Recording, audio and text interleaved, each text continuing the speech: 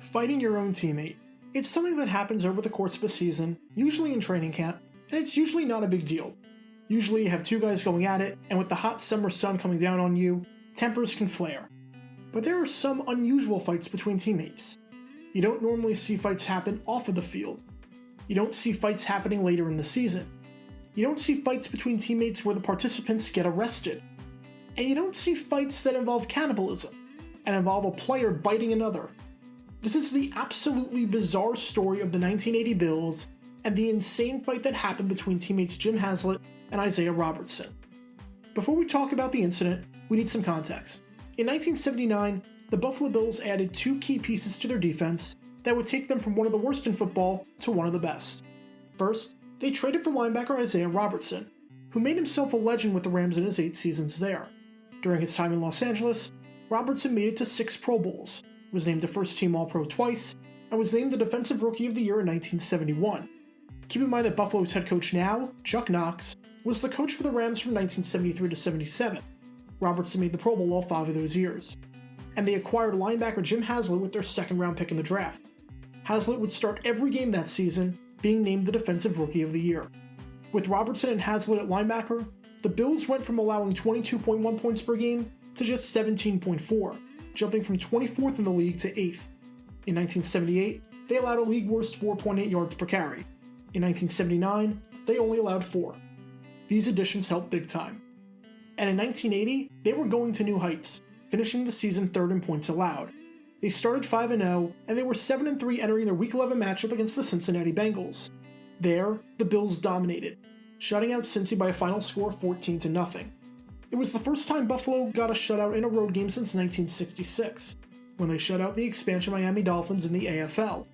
And after the game, when asked about why the Bills were so good on defense, Robertson had an answer. He said, "We've become really close as a unit. There are no personality conflicts on this defense.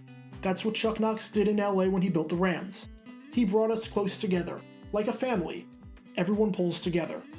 Again, this was said immediately after the game on November 16th.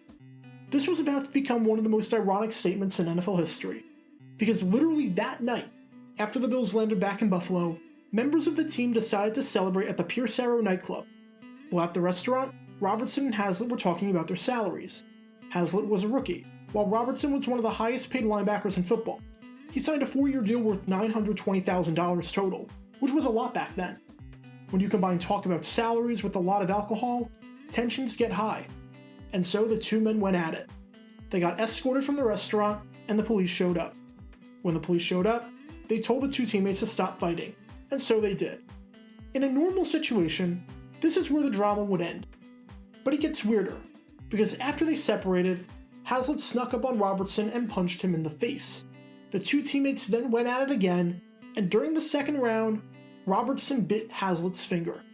Haslett eventually had to go to the hospital to get the finger treated. This all took place around 2 a.m.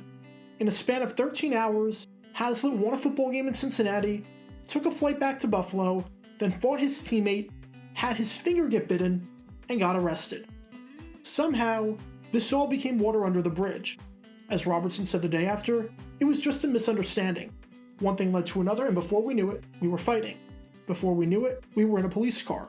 Before we knew it, we were back at practice. And now we are boys back as friends. The two players and their families even got dinner the night after. And the following week, after they beat the Steelers 28-15, Robertson and Haslett even reenacted the moment in the locker room. It was almost like nothing had happened. Truly a bizarre situation, and this didn't impact Buffalo at all, as they went 11-5 and they won the AFC East. So just to recap the entire situation, Robertson says the team is like family, and they don't fight. Later that night, Robertson bites Haslett's finger in a fight and the two men get arrested. Then, they let bygones be bygones and act as though nothing happened. It's just like they say in Lilo and Stitch. Ohana means family, and family means we forgive each other after we bite each other. Special thanks to all our Patreon supporters for helping out the channel. Your support is greatly appreciated. See how you can become a Patreon and request future video topics in the description below.